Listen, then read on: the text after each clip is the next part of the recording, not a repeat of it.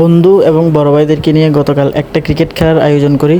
আমরা টসে হেরে প্রথমে ফিল্ডিংয়ের সিদ্ধান্ত নিই এবং আমাদের বলারদেরকে হুরুস্তুর তোলাধনা করে আমাদের কি বলবো, হুরুস্তুর তোলাধনা করে প্রায় 10 ওভারে 100 রানের টার্গেট দেয়।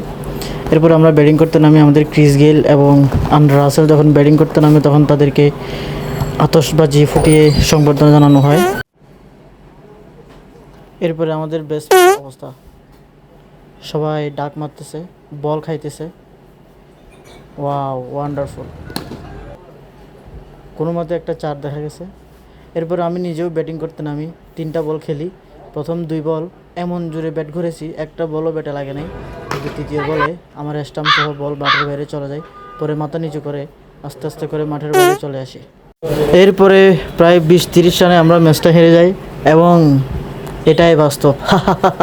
I love you.